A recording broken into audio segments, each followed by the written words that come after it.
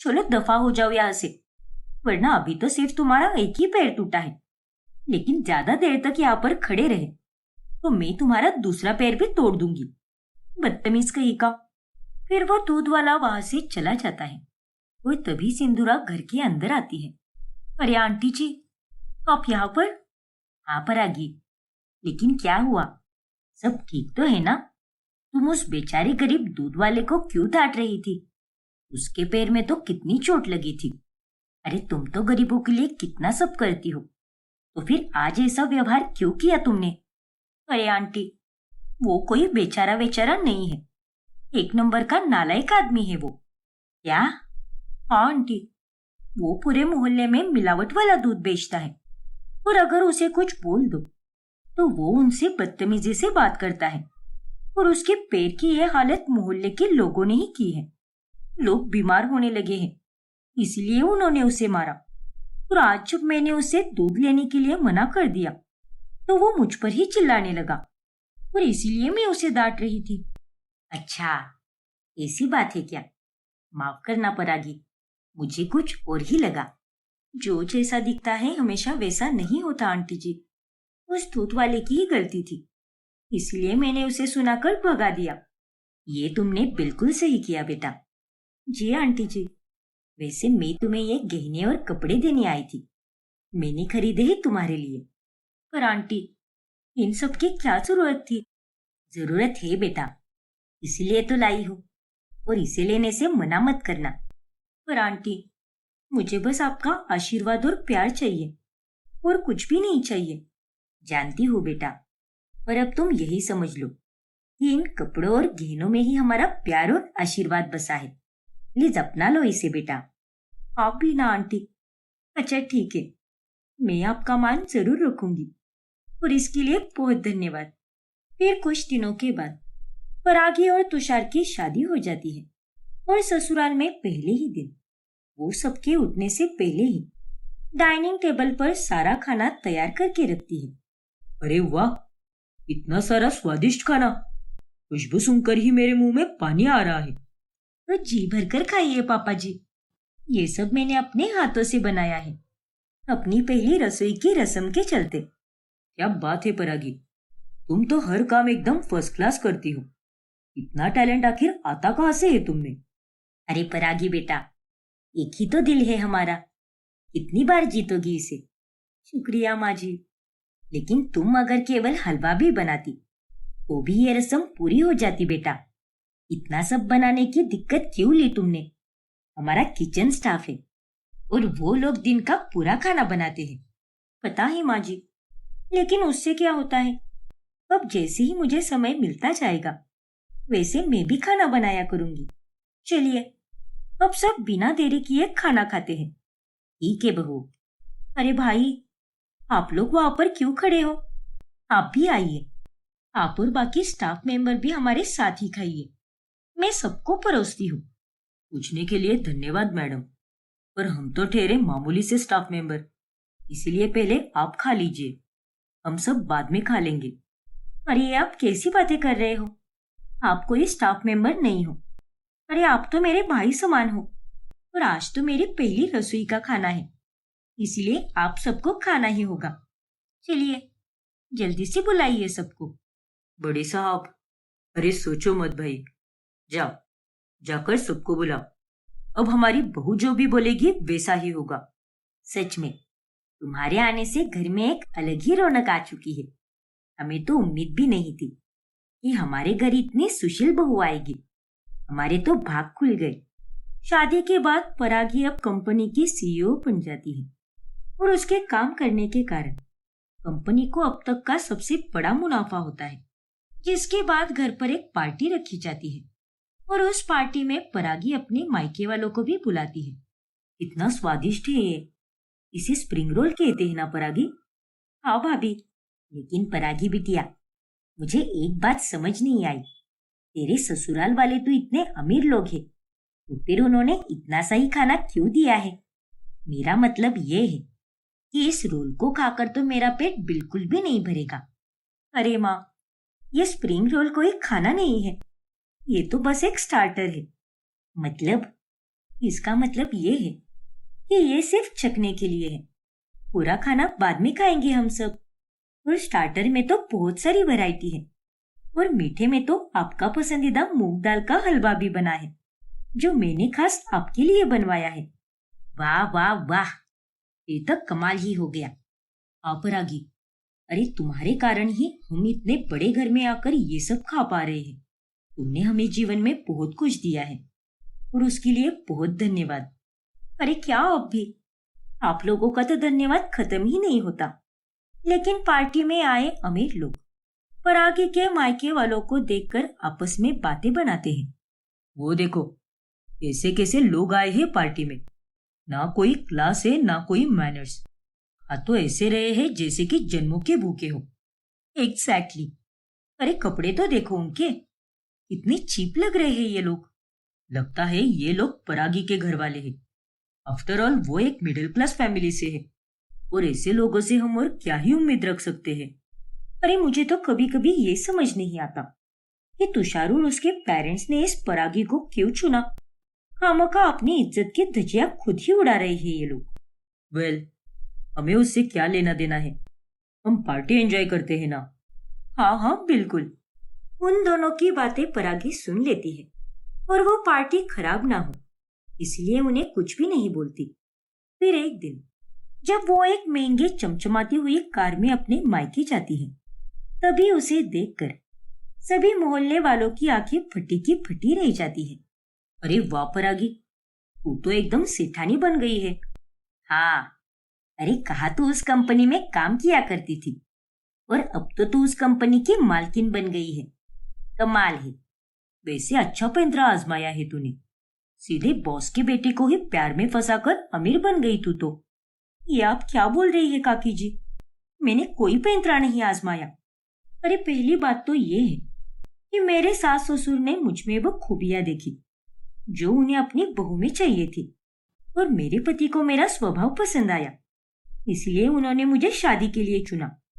और रही दूसरी बात, मैं कंपनी की मालकिन तुषार को प्यार में फंसाकर नहीं बनी हूँ, बल्कि अपनी काबिलियत की बलबूते बनी हूँ।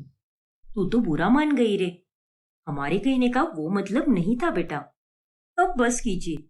मैं आप जैसी मीठी छुरी काकियों को बहुत अच्छे से जानती हूँ। मुझे तो आपसे बात करनी ही नहीं चाहिए थी, और मैं आपको सफाई भी क्यों दूं? चलिए साइड हो जाइए मेरे रास्ते से, मुझे अपने घर जाना है। पर आगे उन दोनों औरतों को मुंह तोड़ जवाब देकर घर के अंदर चली जाती है। फिर ऐसे ही एक रोज सिंधुरा परागी को अपनी सहेली मलिका के घर ले जाती है, जहाँ पर उसकी मलिका की बहू नैना संग उसकी बहुत अच्छे से बनती है। वाह नैना, तुम्हारा घर तो बहुत सुंदर है। थैंक यू परागी, ये हमने इंडिया के टॉप इंटीरियर डिजाइनर से करवाया है। That's really great. वैसे तुम इस संडे क्या कर रही हो? आई मीन कंपनी के कामों में बिजी हो क्या? अरे नहीं नैना, आने वाले 2 हफ्तों तक काम का इतना प्रेशर नहीं है, इसलिए मैं इस संडे बस सुबह ही कंपनी में जाऊंगी।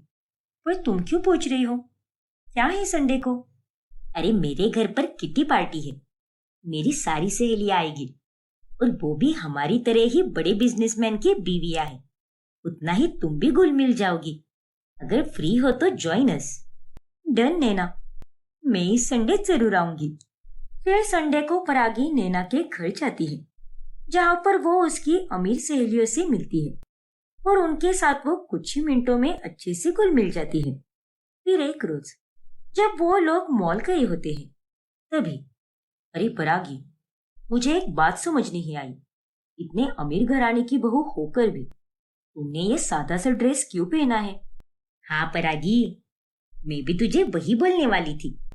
तुम्हें तुम्हारी सास ने इन कपड़ों में बाहर जाने भी कैसे दिया? और नहीं तो क्या, मेरी सास तो मुझे ब्रांडेड कपड़े के बिना बाहर जाने भी नहीं देती। पर मुझे तो माँ जी ने कुछ भी नहीं बोला, और मैं तो हमेशा से ही ऐसे कपड़े पहनती हूँ। और क्या बुराई है इसमें?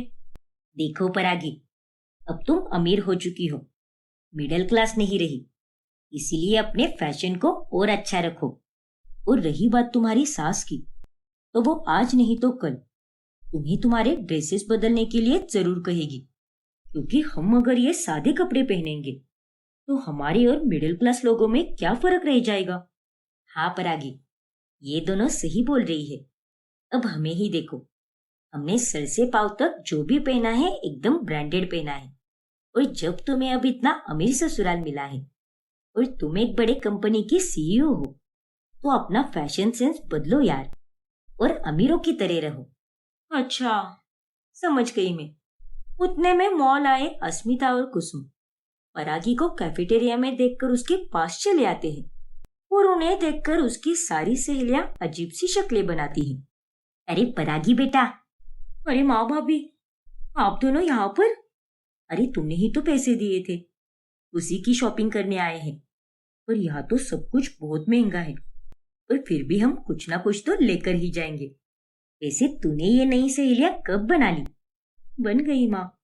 और थोड़ा धीरे बोलिए ना, सब हमारी ही तरफ देख रहे हैं। अरे तो फिर देखने देना, उसमें क्या होता है। अच्छा चल, अब हम भी तेरी सहेलियों के साथ बैठकर बातें करेंगे और चाय की चुस्की लेंगे। क्यों अस्मिता? हाँ माँ जी, एकदम मस्त आइडिया है। अरे पर आप दोनों जानती हो क्या, ऊपर के फ्लोर पर सेल लगी है। 2000 के कपड़े 500 में मिल रहे हैं। इसीलिए आप लोगों को पहले वहां पर जाना चाहिए, फिर यहाँ पर आ जाना। ठीक है बेटा, हम अभी जाते हैं वहां पर। चल अस्मिता। फिर वो दोनों वहां से चले जाते हैं।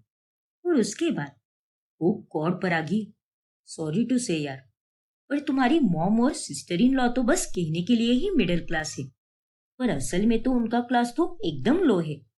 अरे तूने उनके कपड़े देखे थे क्या? परागी ने तो फिर भी ठीक ठाक कपड़े पहने हैं, लेकिन उन दोनों ने क्या कपड़े पहने थे। अरे मैं तो ऐसे चीप लोगों की तरफ देखती भी नहीं, लेकिन अब वो लोग इतने झट से सामने आ गए तो मेरे पास भी कोई रास्ता नहीं था और उन्हें देखना ही पड़ा। फिर घर जाकर परागी इस बारे में बहुत सोचती है। सही तो कह रहे थे वो लोग, अब बराबरी के लोगों के सामने वैसे ही कपड़े पहनने होंगे ना। ये माँ और भाभी को तो जरा भी मैनर्स नहीं है कि कहाँ पर कैसा बर्ताव करना चाहिए। लेकिन कोई बात नहीं, अब मैं ही अपने मायके वालों को सुधारूंगी और उनके लिए अच्छे अच्छे कपड़े लेकर आऊंगी, जिसे पहनकर वो लोग भी एकदम हाई क्लास वाले लगेंगे। और फिर मेरी सारी सहेलियां उनके बारे में वैसा सोचना बंद कर देगी।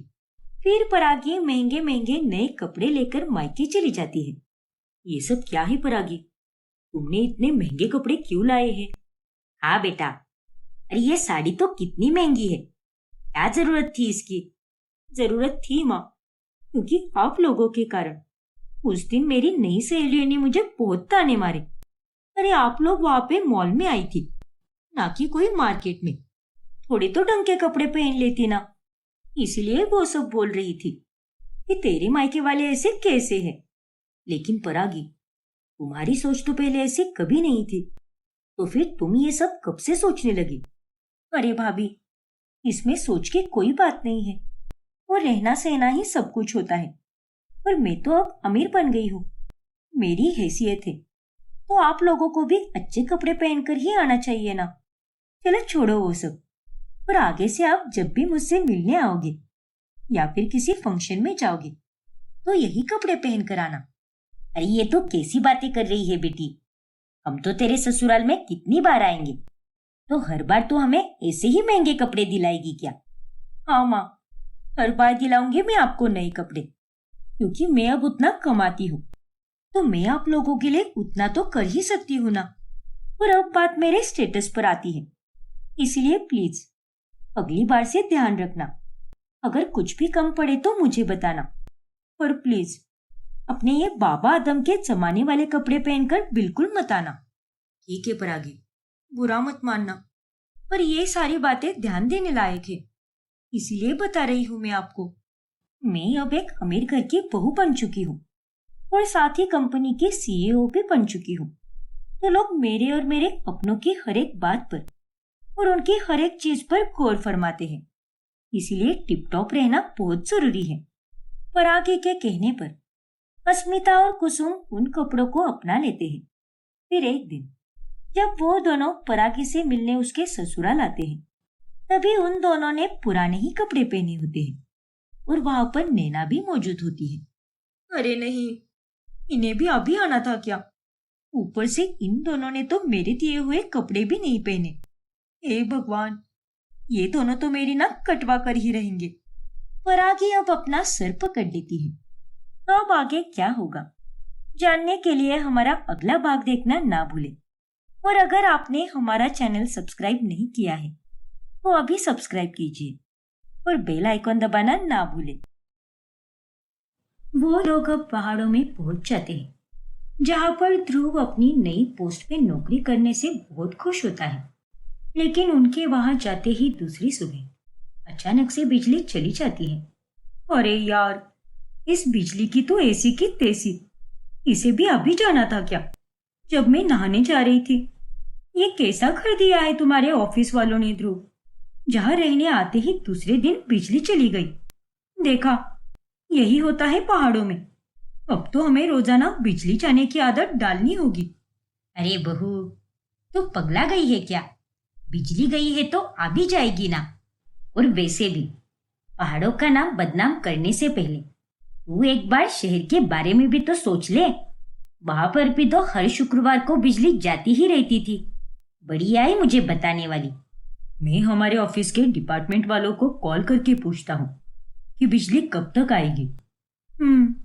जल्दी पूछ लो, वरना नदी या कुएं में से पानी लाने के लिए मैं तुम्हें ही भेजूंगी। अरे सोनम, इतना गुस्सा करने की कोई जरूरत नहीं है। आ जाएगी ना बिजली वापस। मुझे तो अभी ऑफिस जाना है। मेरा नहाना भी अभी बाकी है। और तुम्हें अच्छी तरह से पता है कि मुझे बिना नहाए बाहर निकलना बिल्कुल भी नहीं पसंद। लेकिन मैं तुम्हारी तरह गुस्सा बिल्कुल नहीं कर रहा। अरे तो अब मैं क्या करूं? एक तो आज सुबह से इतनी ठंड हो रखी है और बिना हीटर के तो पूरा घर ठंडा हो जाएगा। मेरा तो मूड ही खराब हो चुका है।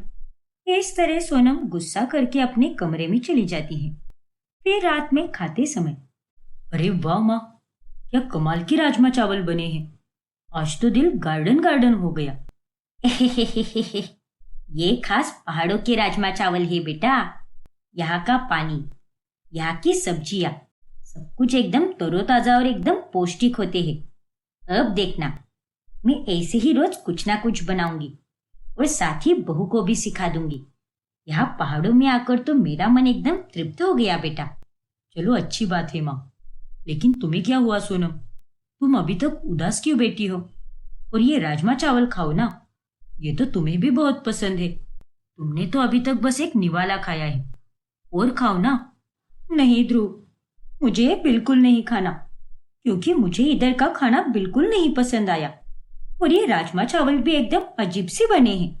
अरे नालायक लड़की, तुझे शहर जैसा बेस्वाद और जानलेवा खाना यहाँ पर नहीं मिलने वाला। और ध्रुव बेटा, हमें तो इसे शहर में ही छोड़कर आना चाहिए था। दिन रात बस इसके चेहरे पर 12 ही बजे हुए रहते हैं। पनौती कही कि खाना है तो खा ले, वरना भूखी पैसी सो जा। तेरे फालतू के नखरे तेरा पति सहन कर लेगा, लेकिन मैं नहीं। उपासना के ऐसे सुनाने पर सोनम को बहुत गुस्सा आता है और वो उठकर अपने कमरे में चली जाती है। अरे रुक जाओ सोनम। खबरदार ध्रुव बेटा, जो तूने इसे आज मनाने की कोशिश भी की तो। अरे ये सब इसकी नौटंकी है और कुछ नहीं। क्या? हाँ बेटा, इसे खाना बहुत पसंद आया है, लेकिन यहाँ का नाम बदनाम करने के लिए ये लड़की जानबूझकर अच्छी चीजों को भी बुरा बोल रही है। इसे यहाँ पर रहकर ही यहाँ की आदत लगेगी। पहले पहले थोड़ा मुश्किल जरूर होगा, पर बाद में सब कुछ ठीक हो जाएगा। लेकिन माँ, जिस तरह से ये बर्ताव कर रही है, मुझे तो ऐसा बिल्कुल भी नहीं लग रहा। और तो और मुझे भी यहाँ रहते हुए काफी दिक्कतें आ रही है। लेकिन अब क्या ही करे, रहना तो पड़ेगा ही ना। ऐसे ही एक रात, शिट यार, मेरी सहेली आज पार्टी करने गई है और मैं यहाँ पर पहाड़ों के सन्नाटे में स्वेटर और शॉल लपेट कर बैठी हुई हूँ। काश मैं इस वक्त शहर में होती। बड़ा बोर हो रहा है। एक काम करती हूँ, माची और ध्रुव तो घोड़े बेचकर सो रहे हैं, तो मैं बाहर जाकर थोड़ा टहल कर आती हूँ। फिर सोनम बाहर टहलने चली जाती है। हे भगवान, इतनी ठंड तो मैंने पहले कभी महसूस नहीं की। और यहाँ पर तो रात में एक कुत्ता भी दिखाई नहीं दे रहा। पता नहीं हमारे पड़ोस में कोई रहता भी है या नहीं।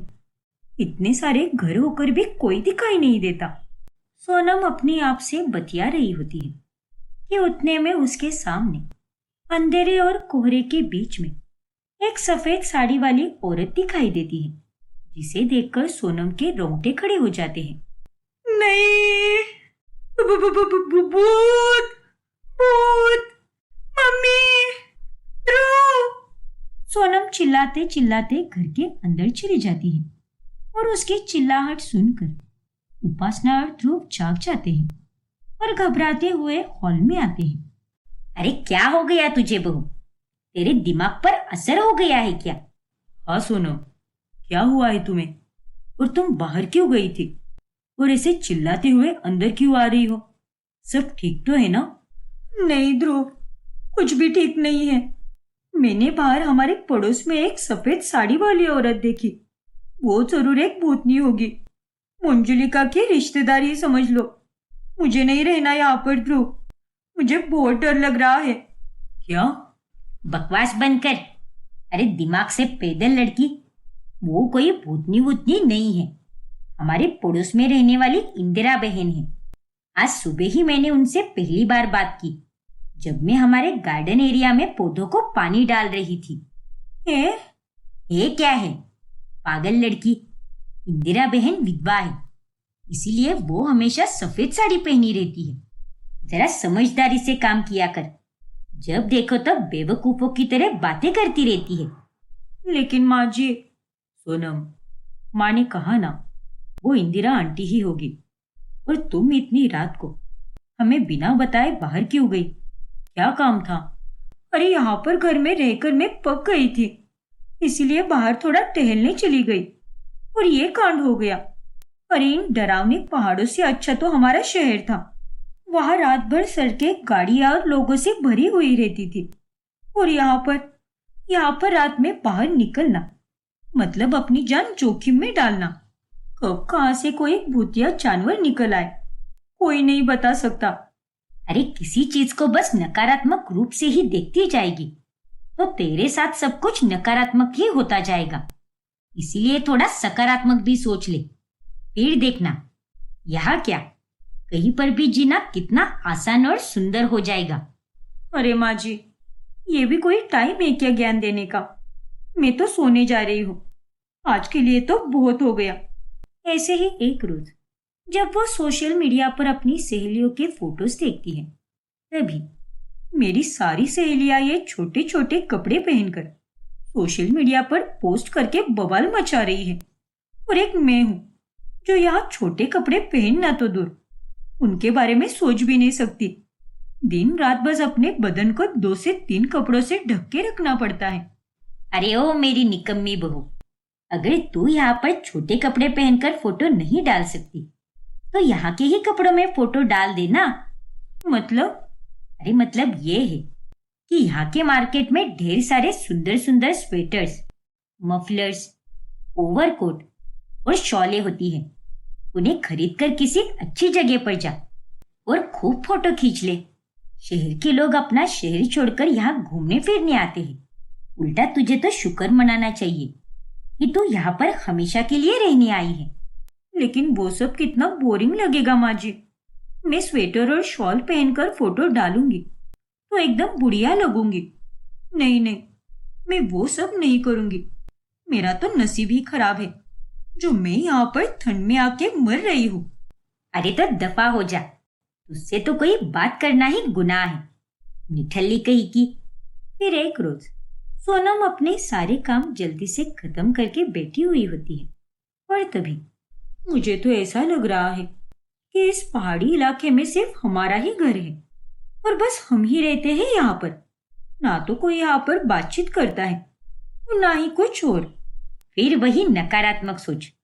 अरे बाबा, तू ये सब सोचने की जगह ये सोचना कि यहाँ पर कितनी शांति है, कितनी शुद्ध हवा है। वहां शहर में तो कितनी अशांति और कितना प्रदूषण होता था। देख बहू, मैं ये नहीं कह रही कि शहरी जिंदगी खराब है, लेकिन मेरा सिर्फ इतना ही कहना है कि हमें हर मुश्किल भरी बात में सकारात्मक सोच के ही काम करना चाहिए, तभी सब कुछ ठीक होता है। नहीं माँ जी, आप नहीं समझ पाओगी कि मैं क्या कहना चाहती हूँ। अरे मैं सब समझ सकती हूँ, तुझसे ज्यादा जिंदगी देखी है मैंने। अरे मुझे देखना, मैं अभी अभी इंदिरा बहन के घर से आ रही हूँ। वहां पर मैं सुबह से बैठी थी। यहाँ के लोग बहुत अच्छे हैं।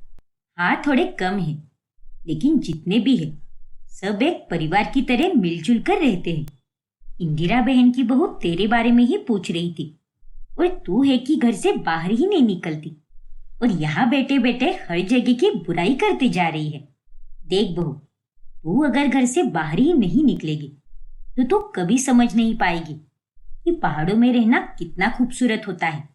ऐसे ही एक शाम, ओ नो, आज तो काम करते करते मुझे काफी देर हो चुकी है और अब तो मुझे ऑफिस से कोई गाड़ी भी नहीं मिलेगी जो रोज की तरह मुझे घर छोड़ दे। क्या करूं?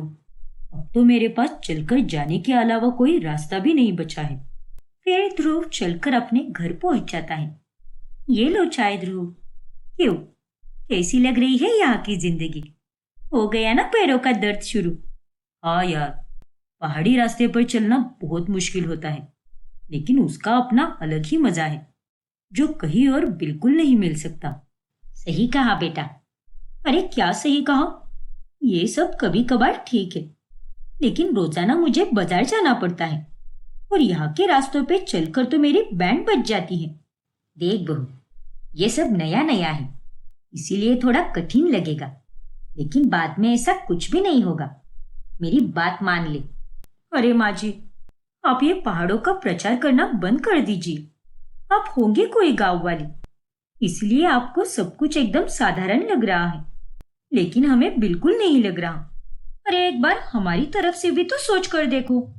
तुम लोग तो बेवकूफ हो और तुम लोगों को तो बस हर बात में कमियां ही निकालनी आती है, क्योंकि आजकल की पीढ़ी तो सिर्फ हर काम में मुश्किलें ही ढूंढती है, लेकिन उन्हें ठीक करने का या उससे लड़ने का उपाय नहीं देखती।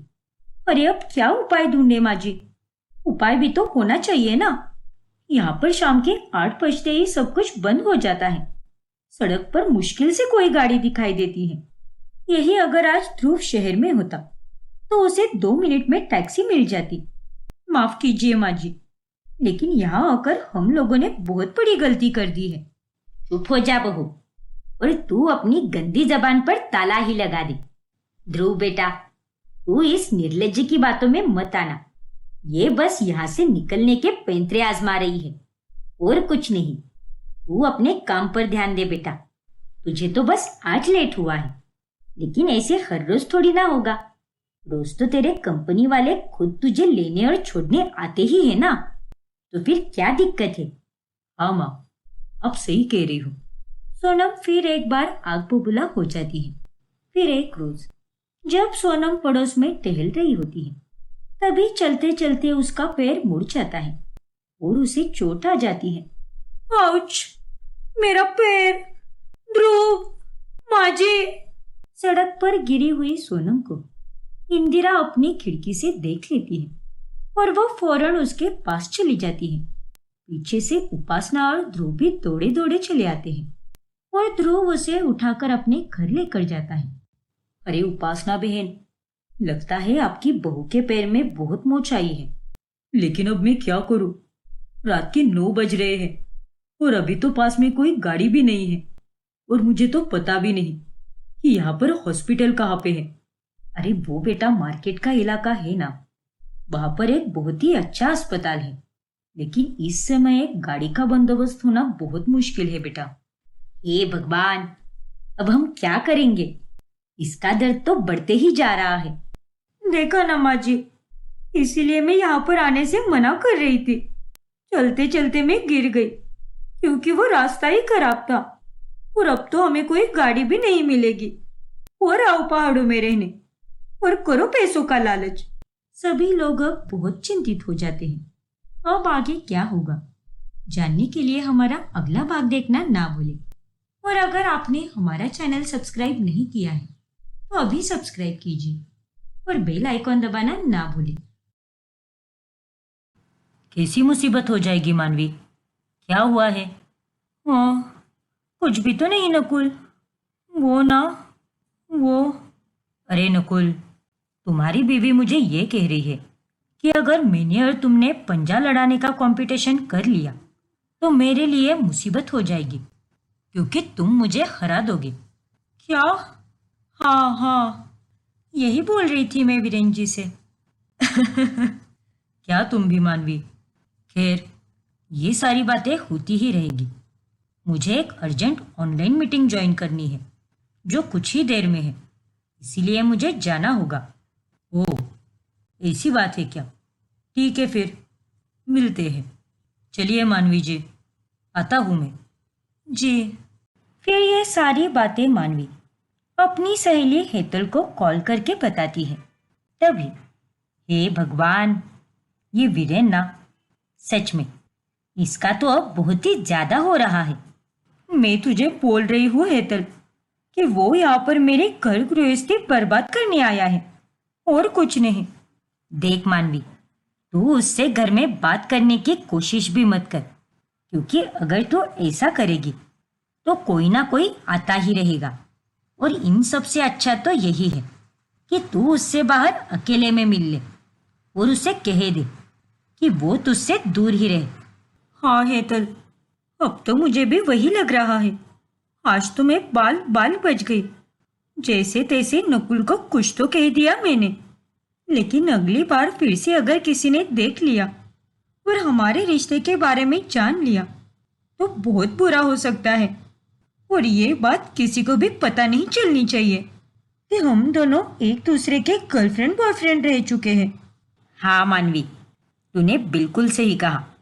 फिर एक दिन जब मानवी के सारे घर वाले कहीं बाहर गए होते हैं, तभी मौके का फायदा उठाते हुए मानवी वीरेन के घर चली जाती है। अरे मानवी, तुम यहाँ पर, वो भी मेरे घर में? देखो वीरेन, मैं तुम्हें यहाँ पर बस इतना ही कहने आई हूँ कि मेरे परिवार से दूर रहो। मेरी जिंदगी बहुत मुश्किलों के बाद अच्छी हुई है, इसीलिए कह रही हूँ, प्लीज उसे खराब मत करो। ये तुम क्या कह रही हो मानवी? अब मैंने क्या किया है? क्या कह रही हो का क्या मतलब है? तुम्हें कुछ समझ नहीं आ रहा क्या? तुम्हें यहाँ पर आना ही नहीं चाहिए था। तुम जानबूझकर मेरे ससुराल के पड़ोस में आकर रहने आए हो ताकि फिर से मेरी जिंदगी में दखल अंदाजी कर सको, है ना? ओ प्लीज मानवी, जो मन में आए बोले जा रही हो। मैं यहाँ पर कोई जानबूझकर नहीं आया हूँ। हम दोनों में जो भी था वो सब खत्म हो चुका है, और उसके बाद मुझे तो पता भी नहीं था कि तुम कहाँ हो और कैसी हो। जैसे तुम्हें मुझे देखकर हैरानी हुई है, वैसे ही मुझे भी तुम्हें देखकर हैरानी हुई है। अब ये तो भगवान ही जाने कि तुम कितना सच बोल रहे हो और कितना झूठ। खैर, मेरे घर वाले किसी भी वक्त आते ही होंगे और मुझे तुमसे यहाँ पर ज्यादा बातचीत करने में कोई इंटरेस्ट नहीं है। लेकिन प्लीज मेरे घर बिल्कुल मत आना। खुद भी सुखी रहो और मुझे भी सुखी रहने दो। बाय। अरे मानवी, मेरी बात तो सुनो। मानवी वीरेन की कोई बात नहीं सुनती और वो वहां से निकलने लगती है। तभी उसका पति नकुल वहां पर आ जाता है और वो उसे वीरेन के घर से बाहर निकलते हुए देख लेता है। अरे नहीं, इसने तो मुझे देख लिया। अब मैं क्या करूं? अरे मानवी, तुम वीरेन के घर पे क्या करने गई थी? कोई काम था क्या? वो नकुल, वो वीरेन जी ने मुझे आवाज लगाई थी। वो दरअसल एक रेसिपी बना रहे थे और उन्हें कुछ समझ ही नहीं आ रहा था, इसीलिए उन्होंने मुझे वहां पर बुला लिया। अच्छा, ऐसी बात है क्या? ठीक है। वैसे माँ पापा और रितिका कहाँ पर हैं? बाहर गए हैं क्या? हाँ नकुल, तीनों भी बाहर गए हैं। वैसे तुम आज इतनी जल्दी कैसे आई ऑफिस से? अरे वो अचानक से बॉस को घर जाना पड़ा किसी काम से, इसलिए आज की सारी मीटिंग्स पोस्टपोन हो गई। फिर मेरा भी कोई काम ही नहीं बचा वहां पर, तो मैं भी घर चला आया। अच्छा, ऐसी बात है क्या? हाँ मानवी। अच्छा चलो ना, मुझे बहुत तेज भूख लगी है। जल्दी से मेरे लिए कुछ खाने के लिए बना दो। हाँ नकुल, चलो। फिर नकुल और मानवी घर चले जाते हैं। अब ऐसे ही 2 दिन बीत जाते हैं। लेकिन वीरेन मानवी के घर जाता ही नहीं। ये वीरेन को क्या हो गया है? 2 दिन हो गए हैं, लेकिन ये तो आया ही नहीं और कहीं दिखा भी नहीं। माँ को पूछती हूँ, शायद उन्हें कुछ पता हो। अरे माँ, वीरेन 2 दिनों से नहीं आया है। क्या हुआ है? कहीं गया है क्या वो? पता नहीं रितिका, मुझे भी कहीं नहीं दिखा वो। मैं भी उसी के बारे में बात कर रही थी उपेंद्र जी से। रुको, मैं उसे कॉल करता हूँ। ये मेरे घर वाले भी ना, हद है। मैं उसे यहाँ आने के लिए मना करके आई हूँ और ये लोग उसे घर बुलाने के लिए पीछे पड़े हुए हैं। फिर नकुल वीरेन को कॉल करता है। अरे क्या हुआ वीरेन, कहाँ हो तुम भाई? घर पर आए ही नहीं। अरे नकुल, वो दरअसल 2 दिन से ऑफिस में कुछ ज्यादा ही काम है ना, इसीलिए उन सब में व्यस्त था और फिर घर आते आते लेट हो जाता था, इसीलिए वहां पर आ ही नहीं पाया। अरे काम वाम तो होता ही रहेगा वीरेन, लेकिन वक्त निकाल कर जरूर आना हमें मिलने। माँ और पापा तुम्हें बहुत याद कर रहे हैं। हाँ भाई, जरूर। बस ये काम निपट जाए, फिर जैसे ही मुझे वक्त मिलेगा तो मैं वहां पर आ जाऊंगा। इतना कहकर वीरेन कॉल कट कर देता है। लेकिन अगले 2 दिन बीत जाते हैं और तब भी वीरेन आता ही नहीं।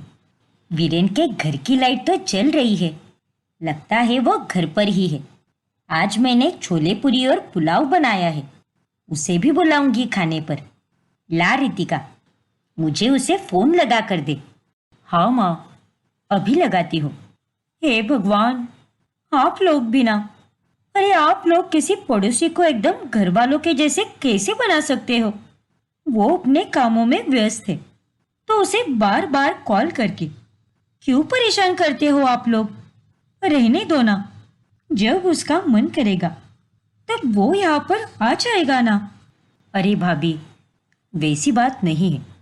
वो आदमी अकेला रहता है और उसका पूरा परिवार दूसरे शहर में रहता है, और ऐसे में तो हमें ही उसका ध्यान रखना होगा ना। सोचो, अगर उसकी जगह पर आप होती तो आपको कितना अकेला महसूस होता। रितिका बिल्कुल सही कह रही है बहू। तू जाकर छोले देख, मैंने गैस पे धीमी आंच पर रखा है। ठीक है माँ जी। फिर सिंधुरा वीरेन को कॉल करके बुलाती है। तब भी वो उन्हें बहाने देता है, लेकिन सिंधुरा का कई बार कहने पर वो उसे ना नहीं कह पाता और खाने पर आ जाता है। और उसे देखकर मानवी बहुत गुस्सा हो जाती है। अरे बहू, तूने वीरेन को ये जली हुई पुरिया क्यों दी है? ये तो मैंने तुझे फेंकने के लिए कही थी ना। क्या बात है मानवी जी, किसी बात का गुस्सा निकाल रही हो क्या आप मुझ पर?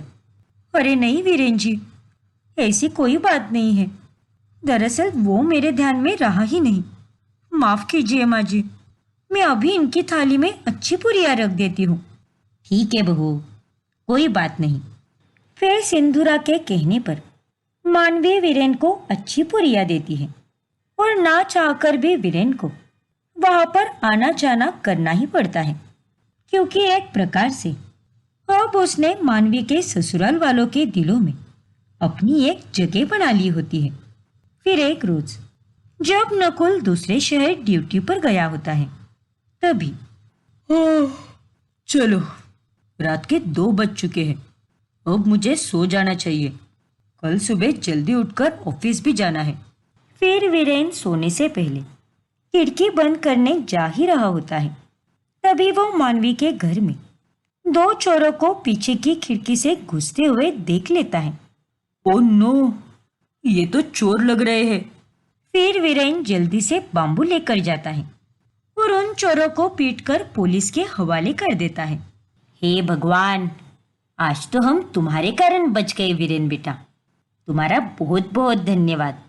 हाँ वीरेन, अगर तुम उन 2 चोरों को अपनी खिड़की से हमारे घर में आते हुए नहीं देखते तो ना जाने आज क्या हो जाता। अरे कोई बात नहीं रितिका, आप लोग मेरे अपने जैसे ही हो, इसलिए आप लोगों को बचाना मेरा फर्ज ही था। चलिए अब सो जाइए। वो चोर तो अब हवालात की हवा खा रहे होंगे, इसीलिए आप सब निश्चिंत रहिए। फिर जब नकुल दूसरे शहर से वापस आता है तब वो ये चोरी वाली बात सुनकर काफी घबरा जाता है।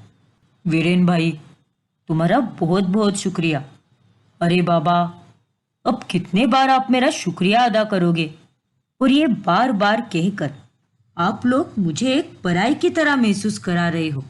ऐसा कुछ भी नहीं है बेटा, तुम हो ही इतने अच्छे कि तुम्हारे लिए मुंह से सिर्फ अच्छे शब्द ही निकलते हैं।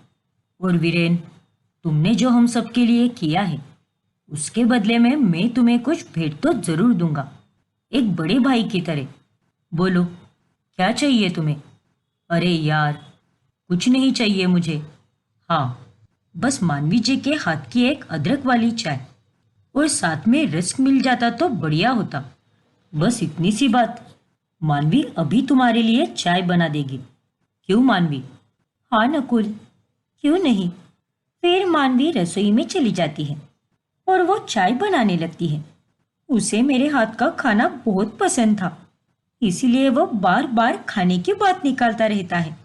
हे भगवान, ये आपने क्या कर दिया है? प्लीज मुझे इस मुश्किल घड़ी से बाहर निकालो और इस आदमी को भी मेरी जिंदगी से हमेशा हमेशा के लिए बाहर निकाल के फेंक दो। फिर एक रोज वीरेन 2 दिन के लिए बिजनेस ट्रिप पर जाता है। तभी वो वहां से सबके लिए कुछ ना कुछ लेकर आता है। अरे वाह बेटा, ये बटवा तो बहुत ही मस्त है। और ये गॉगल्स भी। वाव, इन्हें पहनकर तो मैं कितनी क्लासी लग रही हूँ, है ना भाभी? हाँ रितिका, बहुत सुंदर लग रही हो तुम। अरे वीरेन बेटा, तुम हम सबका कितना ख्याल रखते हो।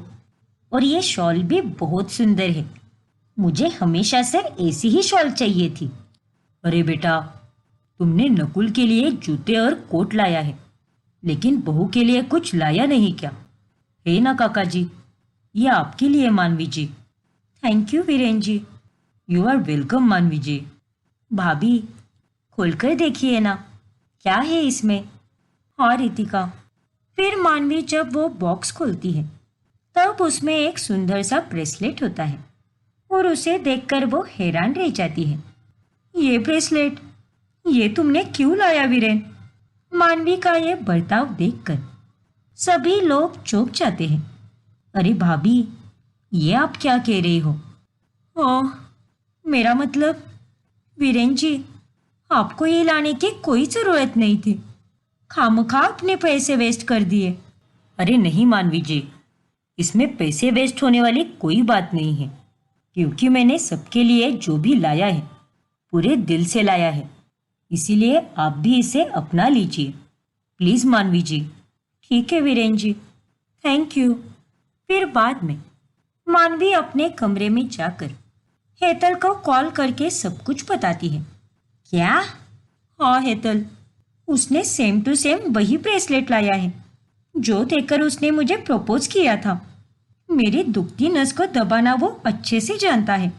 मेरा मन तो ऐसा कर रहा है कि उसे खूब सुनाऊं और इस मोहल्ले के बाहर जाकर फेंक दूं। इतना मेरे दिमाग में घुस चुका है वो आदमी। तू चिंता मत कर मानवी, और अपनी भावनाओं को काबू में रख, कहीं तू ही अपने लिए मुसीबत ना खड़ी कर दे। हाँ ना यार, वो भी है। मानवी को अब वीरेन के अपने पड़ोस में होने के कारण बहुत बेचैनी और चिंता लगी रहती है। फिर रात में जब नकुल घर आता है तभी देखो ना मानवी, वीरेन सबके लिए कुछ ना कुछ लेकर आया है। सच में दिल का एकदम भला आदमी है वो। अरे क्या तुम भी नकुल, और ये वीरेन वीरेन क्या लगा के रखा है सबने? किसी के पास और कोई टॉपिक नहीं है क्या बात करने के लिए? जिसे देखो वो बस वीरेन के ही गुणगान गाने में बिजी है। मानवी, क्या हुआ है तुम्हें? क्यों इतनी हाइपर हो रही हो? अरे तो फिर क्या कहूं मैं? कल के आए पड़ोसी को तुम सब लोगों ने कितना सर पे चढ़ा के रखा है। अरे माजी और तुम्हारा बस चलेगा तो तुम उसे इतना भी कह दोगे कि भाई तू पड़ोस में मत रह, एक काम कर, हमारे घर में ही रहने आ जा। क्यों, सही कह रही हूं ना मैं? लेकिन मानवी, देखो नकुल, अब मुझे इस बारे में कोई बात नहीं करनी। मेरा सिर फटा जा रहा है और अब मैं कॉफी पीने जा रही हूं। इतना कहकर मानवी वहां से चली जाती है। वीरेन के बारे में सुनकर इसने इतना गुस्सा क्यों किया? आखिर क्या बात हो सकती है? तो अब आगे क्या होगा जानने के लिए हमारा अगला भाग देखना ना भूलें। और अगर आपने हमारा चैनल सब्सक्राइब नहीं किया है तो अभी सब्सक्राइब कीजिए और बेल आइकॉन दबाना ना भूलें